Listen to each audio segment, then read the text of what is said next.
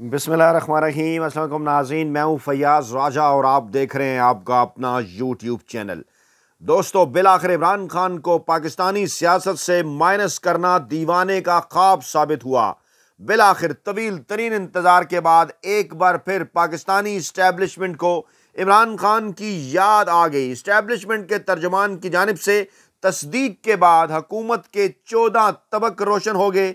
अली अमीन गंडापुर आज एक अहम तरीन दिन में इमरान खान से अडयाला जेल में तकरीबन एक माह के बाद मुलाकात करने जा रहे हैं। एक ऐसे वक्त में कि जब KPK की हुकूमत के सरकारी तर्जुमान की जानिब से गंडापुर के एस्टेब्लिशमेंट के साथ राबतों की तस्दीक हो चुकी है। गंडापुर का एक माह बाद इमरान खान से मुलाकात करना इस्लामाबाद के बाखबर हलकों की जानिब से इंतहाई अहम करार दिया जा रहा है। और इस मुलाकात के बैकग्राउंड में अमेरिका और बरतानिया से कप्तान की हमायत में आने वाले बयानात के साथ साथ पाकिस्तानी अदालतों का, जी हाँ, पाकिस्तान की सुपीरियर जुडिशरी का बदलता हुआ मूड भी इंतहाई अहम है। तफसीलात आपके सामने रखने से पहले कुछ लेटेस्ट डेवलपमेंट जो कि माहौल के अंदर बड़ी तब्दीली का इशारा कर रही हैं। और गंडापुर की आज होने वाली मुलाकात पाकिस्तान के मुस्तकबिल के, पाकिस्तान तहरीक इंसाफ के मुस्तकबिल के, इमरान खान के मुस्तकबिल के सियासी जो उनका तनाजुर है उसमें इंतहाई अहम तरीन किरदार अदा करेगी। तोशा खाना 2 केस में इमरान खान की दरख्वास्त जमानत पर एतराज दूर हो गया है और अब यह मामला पीर को समाअत के लिए मुकर्रर कर दिया गया है। इस्लामाबाद हाई कोर्ट ने तोशा खाना 2 केस में साबिक वज़ीर-ए-आज़म और पाकिस्तान तहरीक इंसाफ के सरबराह इमरान खान की दरख्वास्त जमानत पर एतराज दूर करते हुए केस जो है वो 4 नवंबर बरोज पीर के दिन के लिए समाअत के लिए मुकर्रर करने की हदायत जारी कर दी है। बड़ा लटकाया गया इस मामले को, लेकिन बिलाखिर अब वो वक्त आ गया कि एक एक करके तमाम तर केसेस इमरान खान से ख़त्म हो रहे हैं और बहुत जल्द इमरान खान पाकिस्तानी अवाम के दरमियान होंगे। इस्लामाबाद हाई कोर्ट के जस्टिस मियां गुल हसन औरंगजेब ने दरख्वास्त जमानत पर समाअत की और इमरान खान की जानिब से आयशा खालिद, शाहीना शहाब और दीगर वकला अदालतों के अंदर पेश हुए। पूछा गया कि वकील से पूछा गया कि ये क्या है दरख्वास्त, तो उस पर रजिस्ट्रार ऑफिस के एतराज़ात भी थे। वकील आयशा खालिद ने कहा कि यह बानी PTI की तोशा खाना 2 केस में जमानत की दरख्वास्त है। जस्टिस मियां गुल हसन औरंगजेब ने कहा कि आपने कहा कि यह रूल्स ऑफ कंसिस्टेंसी है।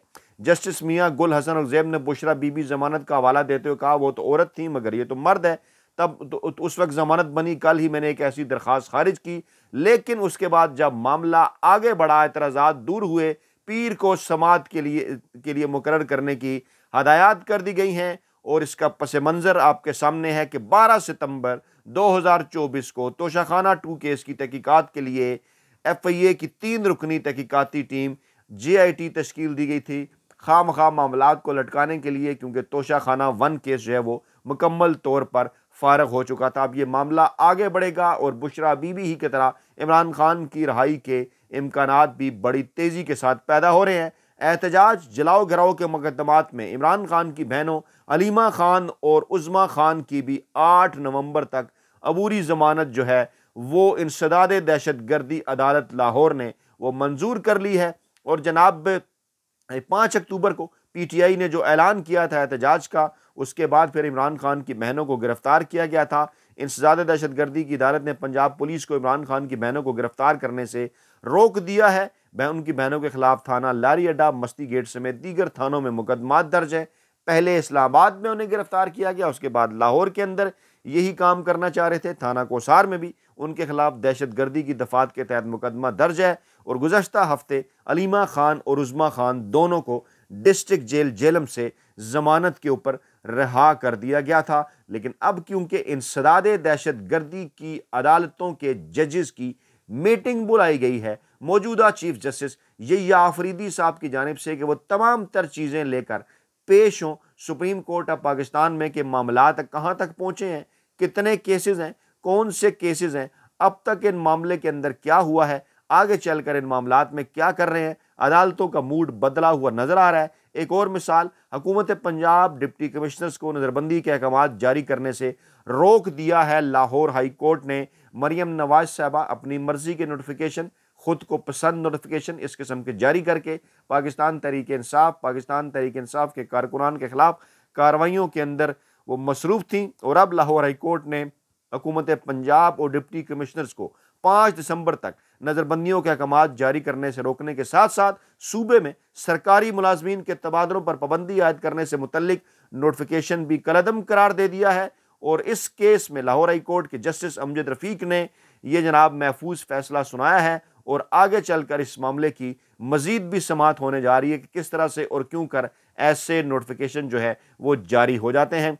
आपके सामने एक इंतहाई इंटरेस्टिंग और दिलचस्प खबर ये भी रखेंगे कि इमरान खान के वोटों से बरसरे इक़्तिदार आई, यानी वो सूबा जहां पर पाकिस्तान तहरीक इंसाफ को इमरान खान के नाम पर सबसे ज़्यादा वोट मिले, जी हाँ मैं KPK की बात कर रहा हूँ, वहाँ की हुकूमत ने PIA की ख़रीदारी में दिलचस्पी का इजहार किया है और वहाँ की जो खैबर पख्तूनख्वा का जो board of investment and trade है उसने वफाकी वज़ीर नजकारी अलीम खान को इस हवाले से ख़त भी लिखा है कि ये कौमी एयरलाइन है, नहीं चाहते कि निजी हाथों में जाए, हम इस अमल में नीलामी में हिस्सा लेना चाहते हैं और 10 अरब से ज़्यादा नीलामी के लिए हम तैयार हैं। और हुआ क्या था जनाब के PIA की निजकारी की हतमी बोली लगाने के अमल के दौरान 60% जो इसके हिस्से हैं, जो इसके शेयर हैं, उसके लिए रियल स्टेट की कंपनी ब्लू वर्ल्ड सिटी ने सिर्फ एक बोली लगाई थी 10 अरब रुपए की। और मिनिमम इनकी जानिब से कहा जा रहा था कि जनाब आपने कम से कम 85 अरब रुपए की बोली लगानी है, उसके बाद मामला आगे खुलेगा, आगे बढ़ेगा। लेकिन इस्लामाबाद में जब ये बोली का अमल शुरू हुआ तो शाम 6:30 पर बोली खोली गई तो 10 अरब रुपए की बोली लगाई गई थी।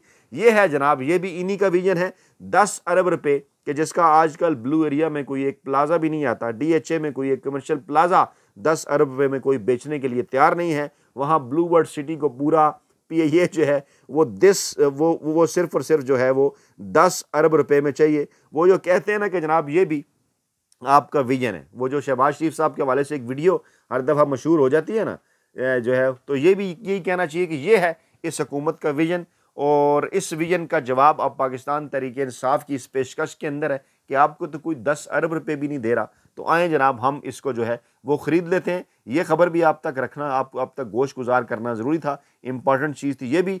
और अली अमीन गंडापुर मुलाकात से पहले आज इमरान खान से अडयाला जेल में वो खासे अरसे बाद, तकरीबन 1 माह से ज़ायद अरसे के बाद जो है वो अली अमीन गंडापुर जो है वो इमरान खान से अडयाला जेल में मुलाकात करने जा रहे हैं। तस्दीक कर दी गई है ज़राए की जानिब से कि अली अमीन गंडापुर को जो मुलाकात करने से रोका जा रहा था, उसके बाद फिर वो अदालत गए, वहाँ से उन्हें इजाज़त मिली, अब वो जा रहे हैं। लेकिन उसके बैकग्राउंड में कुछ अहम तरीन और बड़ी चीज़ें हैं।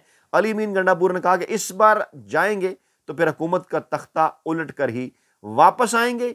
और एक और अच्छी चीज़ ये भी हुई कि वो तमाम लोग जिन्हें रहा किया गया, जिनमें सरकारी मुलाजमीन थे, दीगर लोग थे, पुरअमन एहतजाज जो कर रहे थे, उनके लिए कुछ अहम तरीन और अच्छे ऐलानात अली अमीन गंडापुर साहब की तरफ से किए गए हैं।